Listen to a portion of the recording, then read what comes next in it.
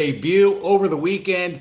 Every single one of them pretty impressive. And right now, I'd like to take an opportunity to rank those in order. And we'll start at number 4. Zach Wilson was a quarterback who, over the course of the preseason or the offseason or training camp or whatever you want to call it, there had been some negative reports about whether Zach Wilson was going to be able to be the quarterback of the future. There were concerns about his arm strength.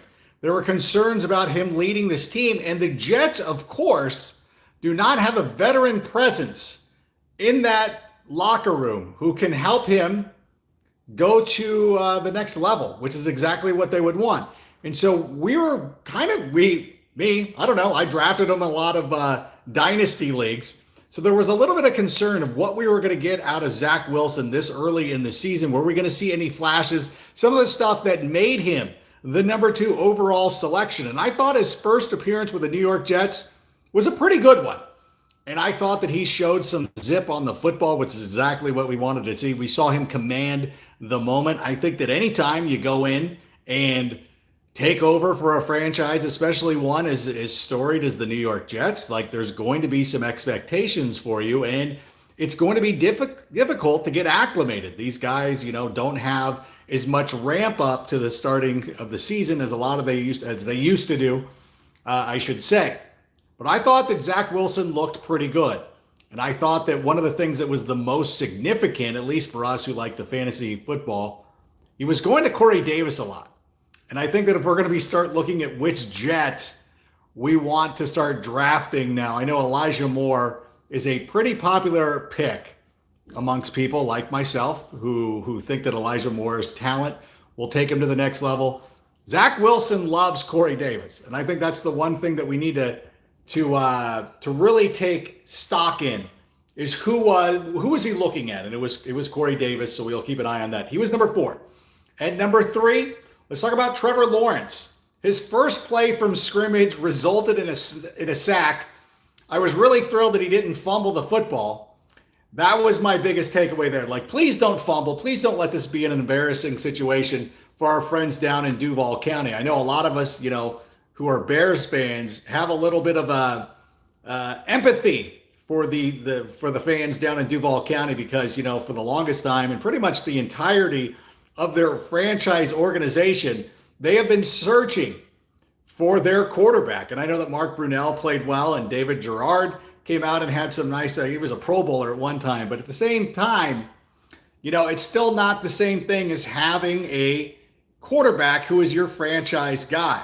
And once the Jags set up that number 1 overall pick, we've been anticipating Trevor Lawrence. And I really do believe that he made pretty good on his performance. I don't think it was the most dynamic debut in history. I equate it kind of to the way that Chris Jericho went into his Y2J and he came out. We'd been waiting. The clock had been running down. And then he emerges. He goes toe-to-toe, so to speak, mic to mic with The Rock. And The Rock might have handled him in that one. Listen, I don't know. I don't want to get into that, whether Chris Jericho, whether he got the best of The Rock. The Rock did get over on him a little bit in his debut. And I think Trevor Lawrence, he didn't drive his team into the end zone. He didn't have that one play like a couple of quarterbacks who I'm going to mention here in just a second.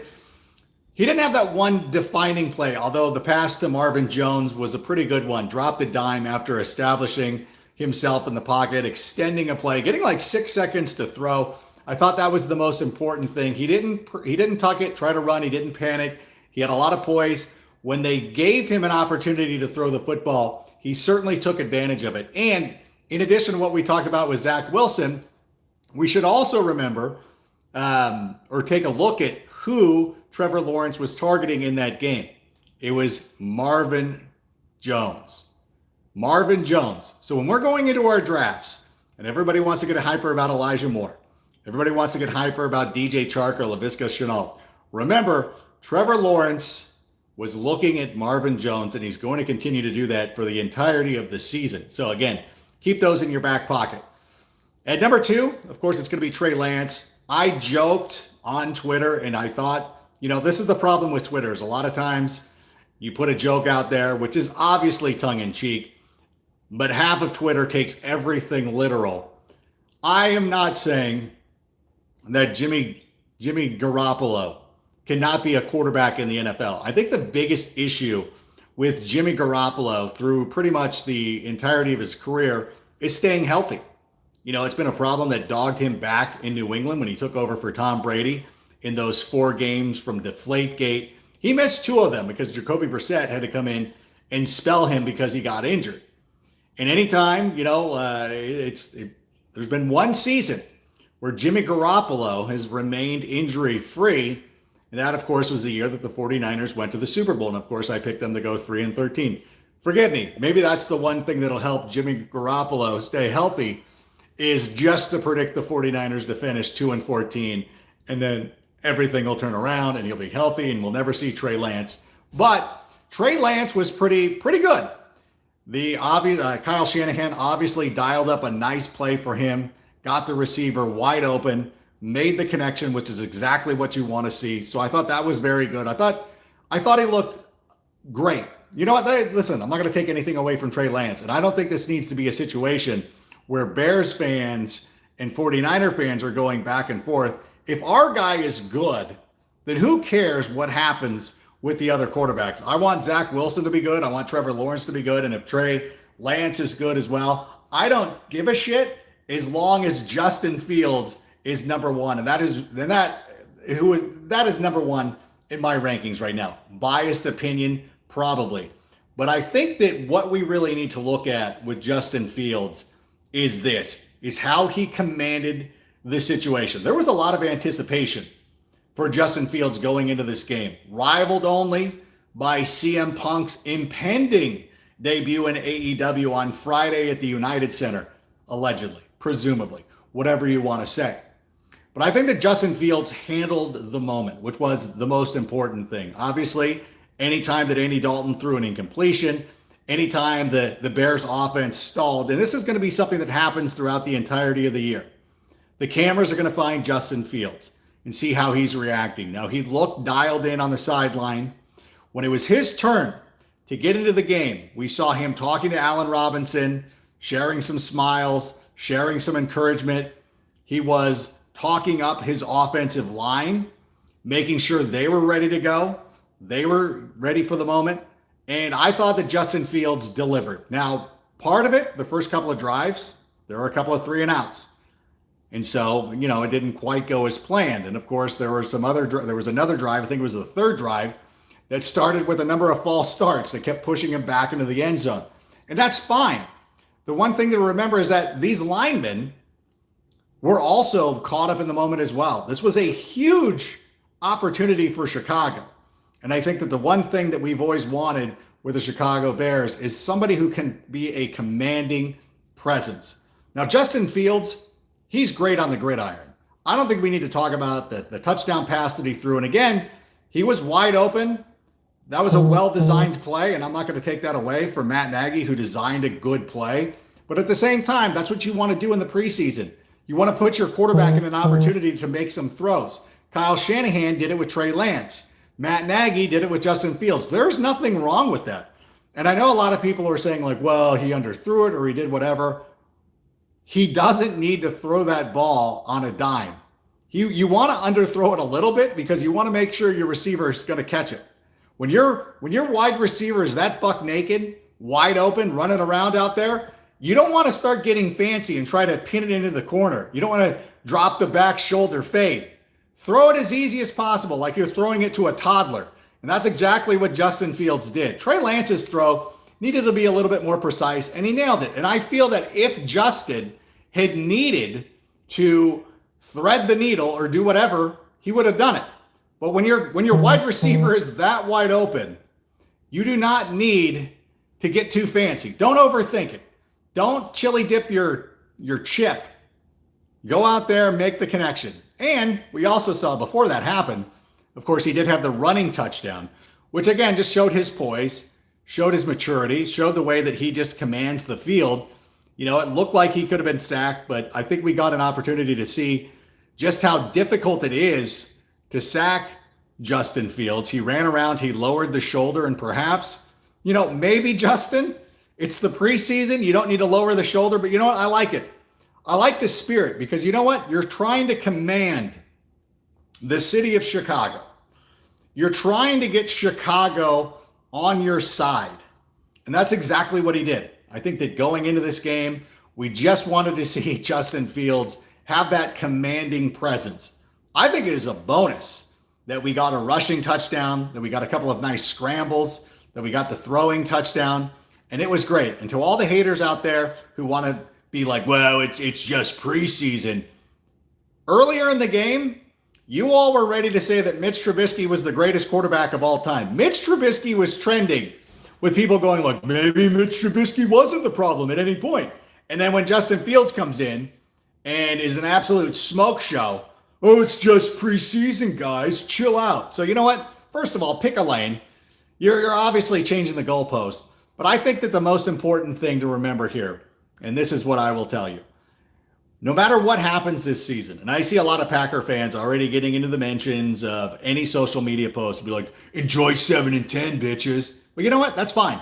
I don't think that the biggest thing for this season is wins, which I know is weird. And I know a lot of players like Allen Robinson and Khalil Mack are not going to be like, hey, we want to win. Actually, Frank, you're wrong. We want to win. But the thing of it is this. Realize that if we exit this season knowing that we have a franchise quarterback, then this season will be a success. Look at what happened to the Chargers last year. They didn't make the playoffs, but you know what? They knew that they had a franchise quarterback, and they knew they were going to be okay. Compare that to the situation that the Indianapolis Colts are in right now. The Indianapolis Colts made the playoffs last year, okay? But which situation coming into 2021 would you rather be in? Would you rather be the Chargers, who missed the playoffs last year, or would you rather be the Indianapolis Colts, who made the playoffs last year? I think any one of us would take a quarterback, a franchise quarterback, the one that we have wanted throughout the entirety of our lives.